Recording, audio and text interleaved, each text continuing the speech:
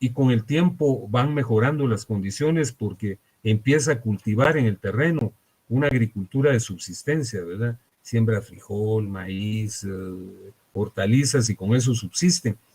Pero poco a poco se da cuenta que el terreno posibilitaría que hubiese una producción significada, porque él va a un mercado cercano del pueblo y ahí vende toda la verdura y la vende con facilidad y la vende a buen precio, va haciendo ahorros, mejora la casa, luego hace una conectividad de luz, después ya tiene cable, ¿verdad?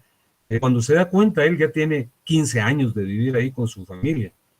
Entonces su esposa le dice, mira, fíjate que pues esto nos lo mandó Dios y en efecto producimos hortalizas y fruta, pero podíamos producir más. Lo que pasa, le dice él, que en efecto podemos producir más, pero no tenemos recursos, no tenemos dinero.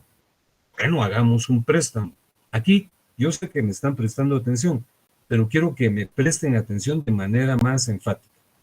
La esposa le dice, mira, ¿y por qué no vas al pueblo y solicitas un préstamo y compras un tractor y una desmontadora y sembramos y ya ampliamos nuestras posibilidades de producción y obtenemos más ganancia? Pues en efecto, el hombre recorre un camino relativamente largo para llegar a una población y ahí se encuentra en una esquina con una agencia bancaria y acude a la misma y solicita un préstamo. Le dice a la persona que lo atiende, mire, fíjese que yo quiero que me concedan un préstamo porque yo vivo por allá, mire, desde aquí se mira en la cima de aquellos cerros, ahí tengo un hermoso terreno, pero necesito comprar artilugios que me posibiliten el cultivo de la tierra porque quiero producir más. Pues no tenga pena, le dice la persona que lo está atendiendo, le vamos a otorgar el préstamo.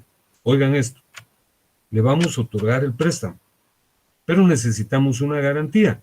Usted me acaba de decir que es propietario de un inmueble. Sí, yo tengo un inmueble allá. Bueno, pues perfecto, presénteme su título.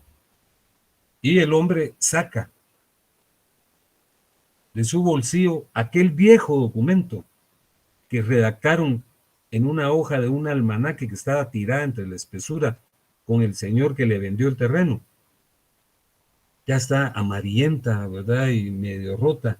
Entonces, la persona que lo está atendiendo en el banco le dice, este es su título. Ese es mi título, le dice, es un recibo que me hizo el señor al que se lo compré. Y le dice, lo lamento mucho, pero no le podemos dar el préstamo, porque esto no es un título. Usted no es propietario, usted es poseedor. Usted vive en ese terreno ejerciendo algunas facultades del dominio porque siembra y cultiva. Usted puede gozar y disfrutar del bien, pero no puede disponer de él porque no es propietario. Entonces usted no puede darlo en garantía, no puede hipotecarlo porque usted no es el propietario. Entonces el hombre pierde el ánimo, ¿verdad? Está a punto de llorar, ¿verdad? Porque está muy afectado. Y la persona que lo está atendiendo se conduele. Mire, le dice, no se ponga así. Aquí en la esquina hay un abogado y los abogados pueden resolver todos los problemas. Vaya a hablar con él y le cuenta la situación. El hombre sale cabizbajo, ¿verdad? Con el ánimo en total decaimiento, pero va a la oficina del abogado que muy cortésmente lo atiende y le dicen, ¿qué le puedo servir? Pues fíjese que yo quiero un préstamo en el banco, le dice, pero me dicen que yo no soy propietario, sino soy poseedor. ¿Y por qué es poseedor? Es que fíjese que hace un poco más de 15 años yo llegué a un lugar que está entre aquellas montañas y me impresioné con el paisaje y de repente apareció una persona entre la espesura y me dijo que él era el propietario y me lo vendió y hicimos este documento, lo redactamos. Entonces el abogado le dice, en efecto, usted no es propietario, usted es poseedor. Y los poseedores solo pueden realizar, concretar, ejercer algunas facultades del dominio, pero no pueden disponer, usted no lo puede dar en garantía porque este inmueble no está inscrito en el registro de la propiedad. El hombre se aqueja más, pero el abogado le dice, pero no tenga pena, aquí vamos a resolver su problema, vamos a convertir la posesión en propiedad.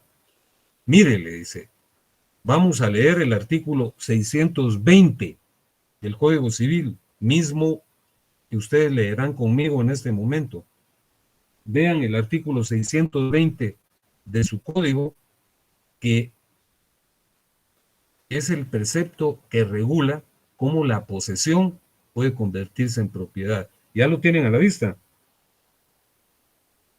Sí, licenciado. Sí, licenciado. Bueno, por favor. Entonces, leamos el artículo 620. Dice, condiciones para la usucapión. Para que la posesión produzca el dominio, se necesita que esté fundada en justo título, adquirida de buena fe, de manera continua, pública y pacífica, y por el tiempo señalado en la ley. Leamos el artículo nuevamente. Dice, para que la posesión produzca el dominio, se necesita que esté fundada en justo título, adquirida de buena fe, de manera continua, pública y pacífica, y por el tiempo señalado en la ley. El abogado le dice al señora, le dice, mire, si usted puede cumplir estos requisitos, se va a convertir en propietario. Tenemos que realizar unas diligencias ante un tribunal que se llaman diligencias de titulación supletoria, pero tenemos que cumplir estos requisitos. Revisémoslo y vuelven a leer el artículo que nosotros volveremos a leer. Dice, condiciones para la usucapión. Para que la posesión produzca el dominio, se necesita que esté fundada en justo título, adquirida de buena fe, de manera continua, pública y pacífica, y por el tiempo señalado en la ley. El 621 nos explica qué es el justo título. Leámoslo, por favor. Dice el artículo 621, justo título. Es justo título para la usucapión, el que siendo traslativo de dominio, tiene alguna circunstancia que lo hace ineficaz para verificar por sí solo la enajenación. ¿Qué quiere decir esto? Si yo quiero comprar una casa, el vendedor y el comprador tendremos que acudir ante un notario. El notario va a faccionar una escritura pública, que es un documento específico que se redacta en un papel especial que se llama papel de protocolo, que solo nos venden a los notarios. Una copia o testimonio de la escritura se remite al registro de la propiedad para que se haga el cambio de propietario, se pagan los impuestos, etc. Entonces, el título de propiedad es el testimonio de una escritura pública, que repito, es un documento autorizado por un notario. Pero en este caso, en el caso que estamos examinando, ahí no había notarios entre el monte ese en el que se encontraban y lo redactaron en un documento. Entonces, ese será un justo título. Dice, es justo título para la usucapión el que siendo traslativo de dominio. Ese documento que redactaron en una hoja de almanaque sí es traslativo de dominio, porque el señor B le vendió esos derechos al señor A, es traslativo de dominio, pero es ineficaz, porque tiene circunstancias que lo hacen ineficaz. Si yo voy con una hoja de almanaque al registro de la propiedad para transferir la propiedad, no me lo aceptan. Entonces es un título ineficaz, pero para la usucapión sí sirve, porque prueba cómo lo adquirió él. Entonces dice, justo título, es justo título para la usucapión, el que siendo traslativo de dominio tiene alguna circunstancia que lo hace ineficaz. Entonces el abogado le dice, sí, este es su justo título.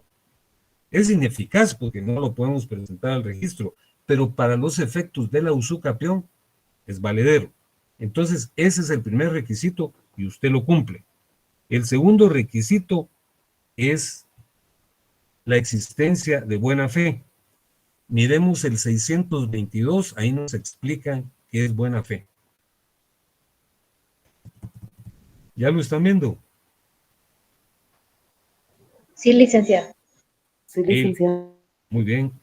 El 622 dice buena fe. La buena fe del poseedor consiste en la creencia de que la persona de quien recibió la cosa era dueña de ella y podía transmitir su dominio. Entonces, si nos retrotraemos al relato que les hice, el señor A siempre estuvo convencido que el hombre que apareció entre la maleza era el propietario y que todo se estaba realizando bien. Dudó un momentito, ¿verdad? Pero se quedó ahí y ahí vivió, se llevó a su familia. Él actuó de buena fe. De mala fe hubiese sido que hubiera actuado con dolo para engañar a alguien, pero aquí no. Él actuó de buena fe. Luego dice, le dice el abogado, entonces ya tenemos dos requisitos, tiene su justo título y usted ha actuado de buena fe. La posesión debe ser de manera continua. Vean el artículo 630. El artículo 630 no dice cuál es la posesión continua, pero sí dice cuál es la posesión discontinua. Dice, existe discontinuidad en la posesión cuando la cosa poseída se abandona o desampara por más de un año o antes, cuando expresa o tácitamente se manifiesta la intención de no conservarla. Entonces el abogado le pregunta, mire, ¿cuánto tiempo ha vivido usted ahí? 16 años. ¿Y nunca se ha ido? No, nunca. No se ha ido ni 2 días ni 3 días, jamás. Solo cuando vamos al mercado a vender, regresamos. Entonces, ¿usted ha estado ahí continuamente? Sí, he estado continuamente. Entonces su posesión es continua, ya tiene 3 requisitos. Tiene el justo título, la buena fe y la posesión ha sido continua, pública y pacífica. Fíjense que el artículo 632 regula la posesión pública. Dice, ya lo tienen a la vista,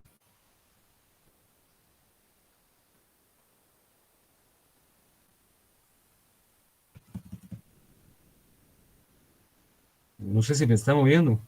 ¿Tienen a Sí, la vista? licenciado. Sí, licenciado. Ah, bueno, gracias. El artículo 632 habla de posesión pública. Dice, posesión pública y clandestina, ¿verdad? Posesión pública es la que se disfruta de manera que pueda ser conocida por todos y clandestina la que se ejerce ocultándolo a los que tienen derecho para oponerse a ella.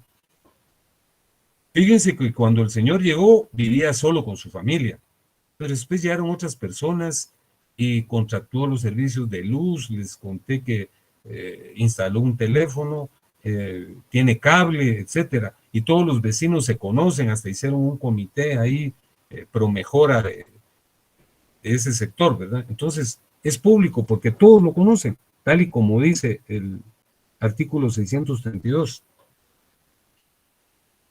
El otro requisito es que la posesión sea pacífica. El código no nos habla de cómo es la posesión pacífica, pero sí nos dice cuál es la posesión violenta. Es la que está regulada en el artículo 631.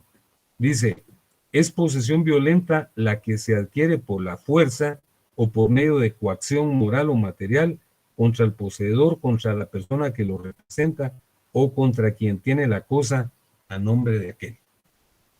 El señor llegó y cuando llegó, nadie vivía en ese lugar. Él fue el pionero. No fue a sacar a nadie a la fuerza, ni lo amenazó para que se fuera, ¿verdad? Entonces el abogado le dice, mire, fíjese que usted reúne todos los requisitos exigidos por el artículo 620. Tiene su justo título, que es ese documento que usted me mostró. Usted actuó de buena fe porque creyó que quien le transmitió todo el bien era el propietario. Usted ha permanecido ahí de forma continua, ¿verdad? No lo ha abandonado. Público, hay testigos que advierten que así ha sido, ¿verdad? Y asimismo actuó de forma pacífica. ¿Y cuánto tiempo tiene de vivir ahí? Pues más de 15 años. Vean, por favor, el artículo 633.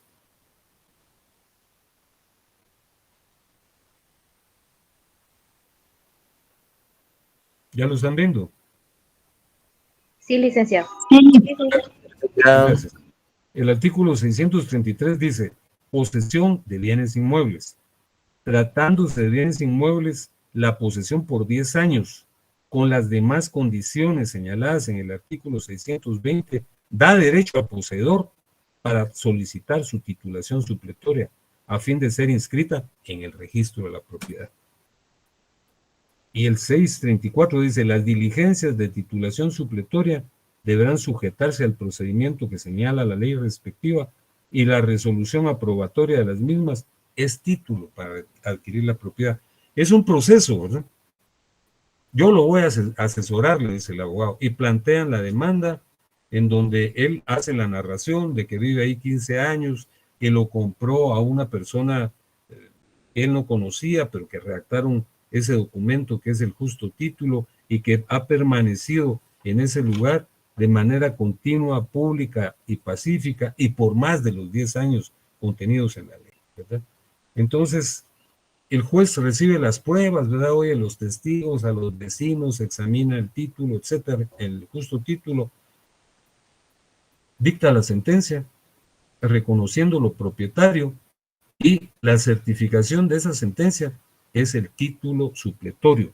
Se presenta en el registro y el señor de nuestro relato ya no es poseedor, ahora es propietario.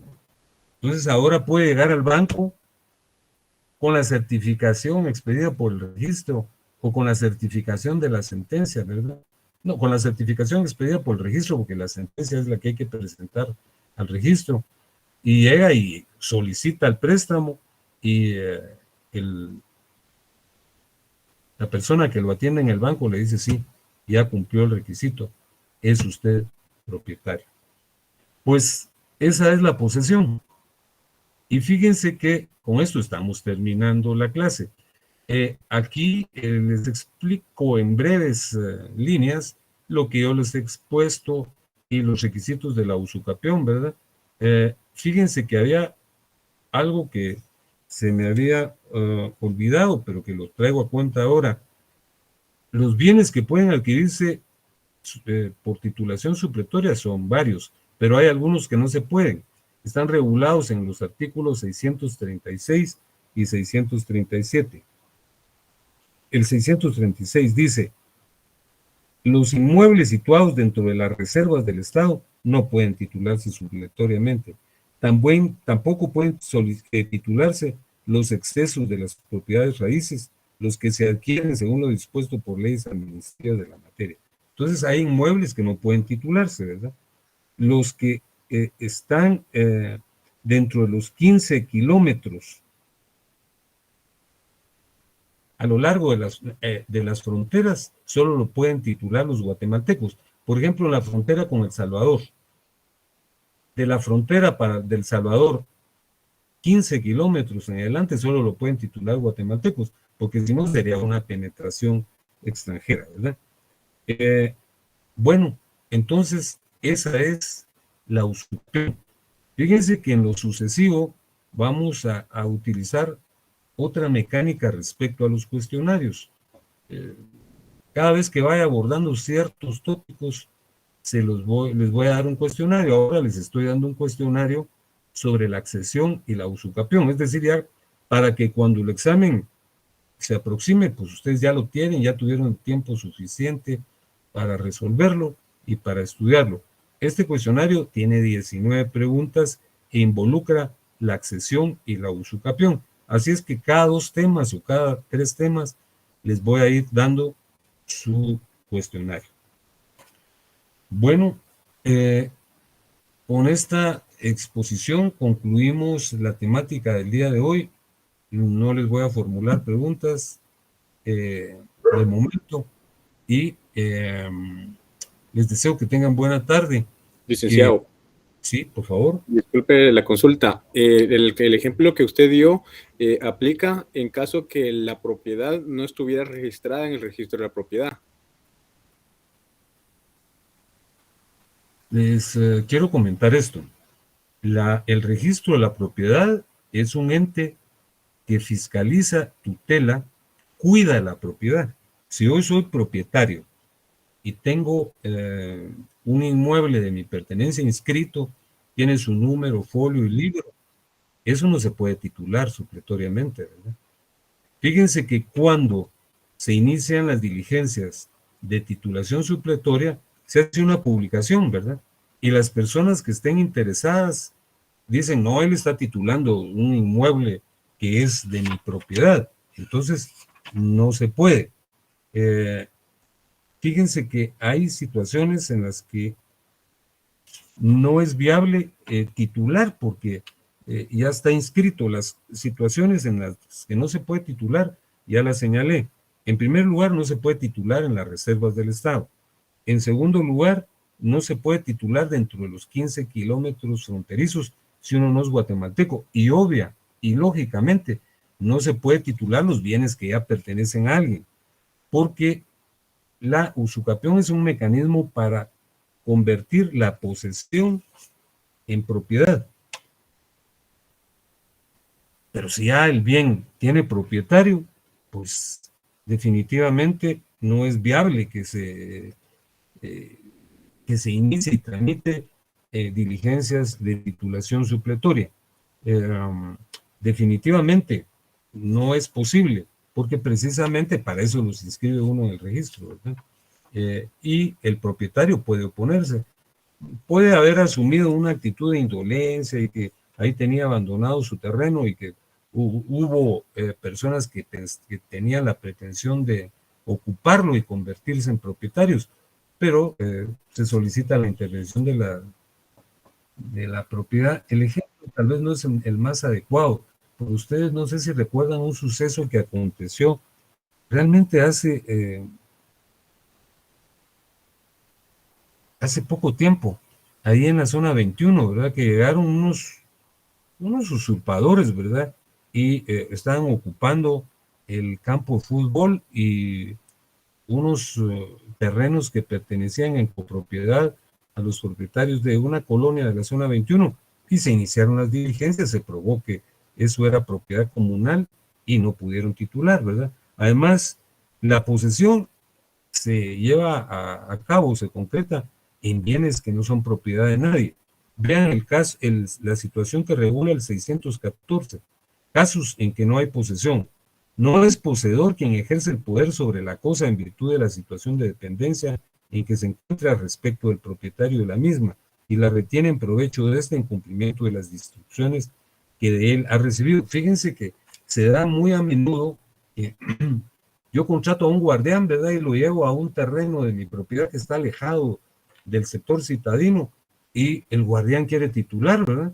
Pero no puede porque está inscrito a mi nombre. Él está realizando una actividad en situación de dependencia. Así es. ¿Le satisface la respuesta? Sí, licenciado, gracias. Muy bien. Entonces, damos por concluida la actividad de esta noche y los saludaré el día martes nuevamente. Gracias, licenciado. Feliz noche. Gracias, Gracias, licenciado. Feliz noche. Feliz noche, licenciado.